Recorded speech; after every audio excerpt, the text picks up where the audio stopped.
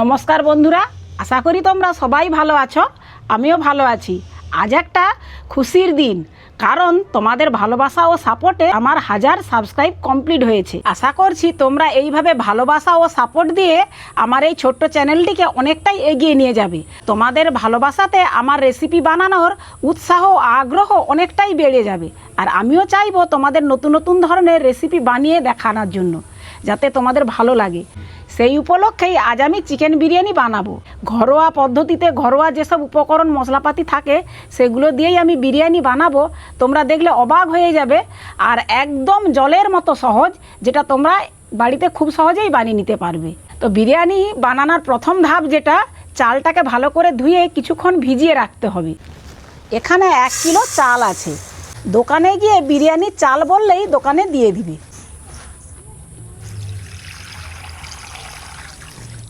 চালটাকে এইভাবে জল দিয়ে 2-3 বার জল চেঞ্জ করে ফেলে দেব। এইভাবে 30 মিনিট আমি ভিজিয়ে রাখবো। আরও বেশি টাইমও ভেজালে কোনো ক্ষতি নেই, তো আমি 30 মিনিটই রাখবো। সেই ফাঁকে আমি উনানটা ধরিয়ে এবারে মশলাগুলো করে নেব। 1 কিলো চালের জন্য 1 কিলো চিকেন নিয়েছি। এবার চিকেনে নুন আর হলুদ মাখিয়ে নেব।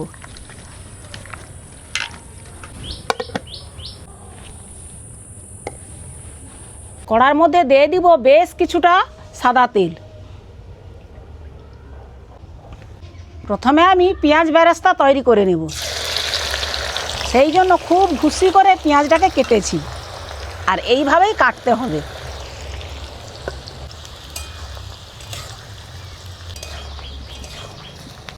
পেঁয়াজ বেরেস্তাটা হয়ে গেছে, এবার আমি নামিয়ে নেব।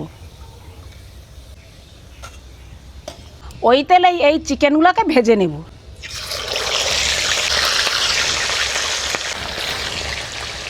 এইভাবে যদি মাংস ভেজে বিরিয়ানি করা হয় তাহলে মাংসগুলো পুরো গোটা থাকবে, আর ভেঙে যাবে না, আর ভেতর পর্যন্ত সুন্দরভাবে সেদ্ধ হয়ে যাবে।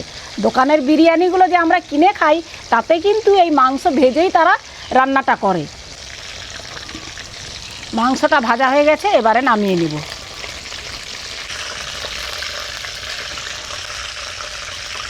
মাংসগুলো ভাজা হয়ে গেছে, আর আগে থেকে আলুগুলোকে আমি সেদ্ধ করে নিয়েছি। এই আলুগুলোকেও লাল করে ভেজে নেব।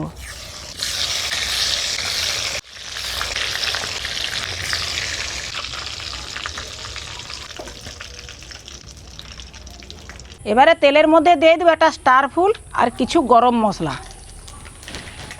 দিয়ে দেবো টমেটো কুচি, আদা রসুন বাটা,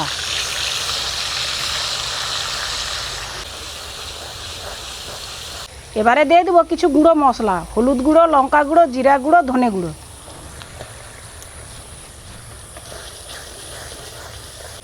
এবারে দিয়ে দেবো কিছুটা টক দই।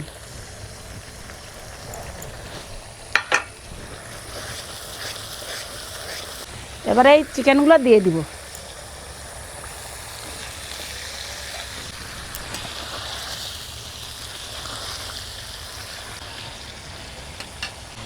এবারে দিয়ে দেবো বিরিয়ানি মশলার গুঁড়ো। এবারে দিয়ে দেবো পেঁয়াজ বেরেস্তা।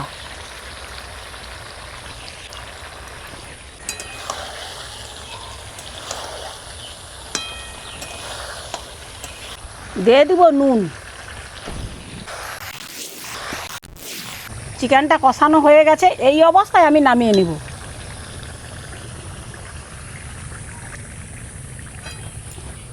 এবারে চালটা সেদ্ধ করার জন্য হাঁড়িতে বেশ কিছুটা পরিমাণ জল নিয়েছি।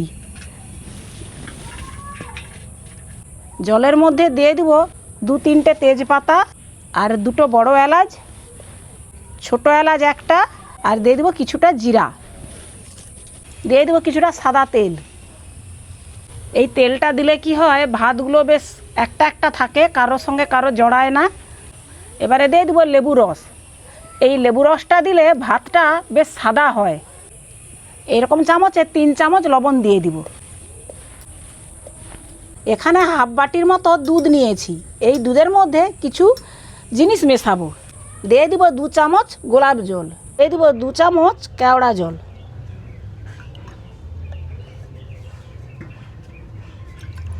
দু ফোঁটা মিঠা আতর, আর দিয়ে দেবো কেশর। এই কেশরটা দিলে কালারটাও সুন্দর আসবে আর স্বাদটাও খুব ভালো হয়। তোমাদের কাছে যদি না কেশর থাকে তাহলে একটু ফুড কালার দিলেও কোনো কিছু অসুবিধা না, আর না দিলেও তাতেও কোনো স্বাদের পরিবর্তন হবে না, স্বাদ কিন্তু একই রকম থাকবে। জলটা ফুটে গেছে, এবার জলের মধ্যে এই ভেজানো চালটা দিয়ে দিব।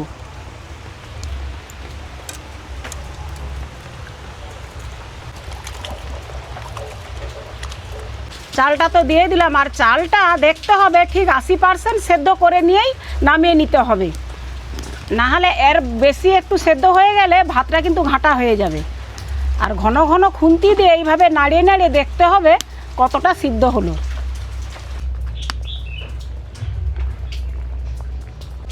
এবারে ভাতটা নামিয়ে নেব।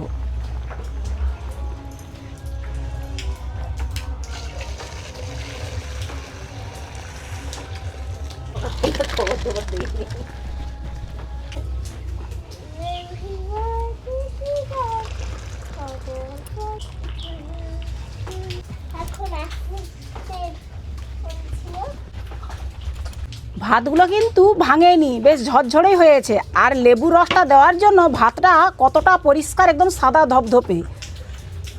এইবারে ভাত আর মাংস দিয়ে আমি একটা ডেকচির মধ্যে সাজিয়ে নেব। প্রথমে আমি এই ডেকচির মধ্যে এই যে মাংসটা কষেছিলাম এর তেল একটু দিয়ে দিব, তাহলে কি হয় নিচে লেগে যাওয়ার ভয়টা থাকে না।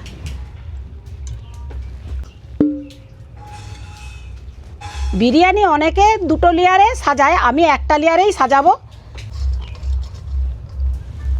কিছুটা ভাত দিয়ে দিব,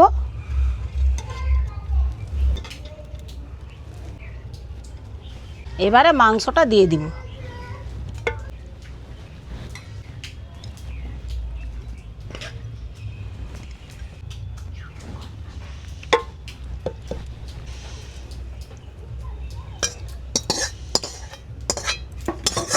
এবারে এর মধ্যে দিয়ে দিব পেঁয়াজ বেরেস্তা,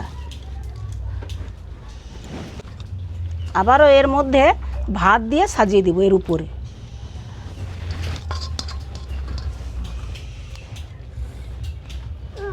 এবারে আলুগুলো দিয়ে দিব।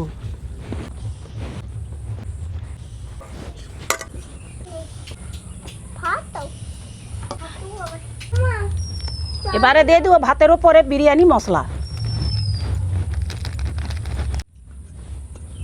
আবারও দিয়ে দেবো পেঁয়াজ বেরেস্তা,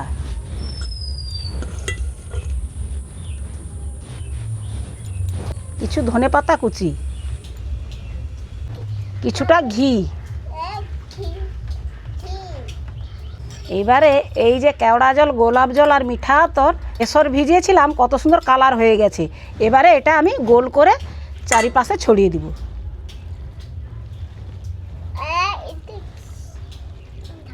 এইবারে ডেকচির চারপাশে এরকম একটু আটা মাখা করে গোল করে এরকম চিটিয়ে নেব।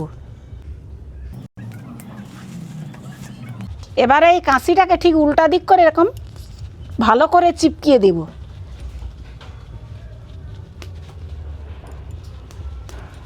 এইবারে ডেকচিটা উনানের মধ্যে বসিয়ে দেব। এইভাবে আমি 5 মিনিট জ্বালন দিয়ে সেদ্ধ করে নেব। তারপরে 5 মিনিট হয়ে গেলে আগুনটাকে একদম নিভিয়ে দেব। তারপরে সেই অবস্থায় 10 মিনিট দম দিয়ে দেব। 5 মিনিট যে জ্বালন দিব সেটা কিন্তু খুব অল্প পরিমাণ দিতে হবে, যে 5 মিনিট জ্বালন দিতে হবে বলে জোর জোর জ্বালন দিয়ে দিব তা কিন্তু হবে না, খুব অল্প পরিমাণ জ্বালানিটা জ্বলবে। 10 মিনিট আমি দম দিয়ে নিয়েছি, এবারে আমি ডেকচিটাকে নামিয়ে নেব।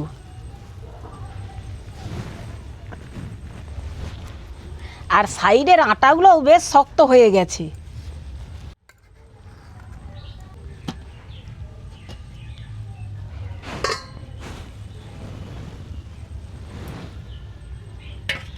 এবারে ধারগুলো ছাড়িয়ে নিই ভালো করে। ডেকচির ঢাকনাটা যা খোলা হয়ে গেছে, বিরিয়ানির যে সেন্ট, আসল সেন্ট কিন্তু পাওয়া গেছে। এইবার দেখতে হবে নিচে কি অবস্থায় আছে। এই বিরিয়ানিটা যেহেতু ছোট জায়গার মধ্যে তৈরি করা হচ্ছে, এখানে কিন্তু এই ছান্তা দিয়ে লাড়ালে অসুবিধা হবে, সেই জন্য আমি একটা বড় গামলার মধ্যে ঢেলে নেব। ঠিক এইভাবে উল্টে নেব।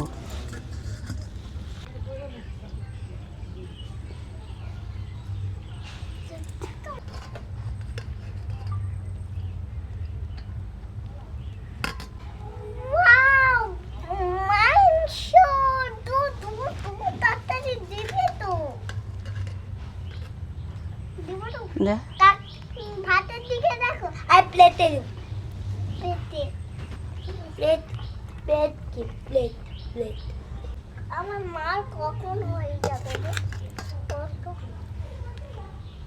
বন্ধুরা, তৈরি আমাদের বিরিয়ানি। আর কত সহজভাবেই তোমাদের আমি বানিয়ে দেখালাম।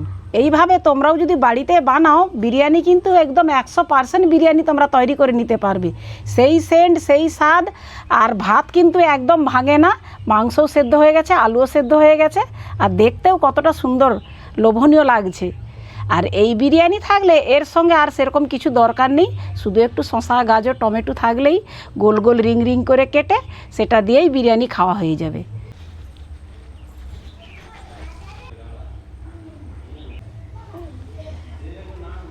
বন্ধুরা, এই বিরিয়ানি রেসিপিটা কেমন লেগেছে তোমরা অবশ্যই কমেন্ট করে জানাবে।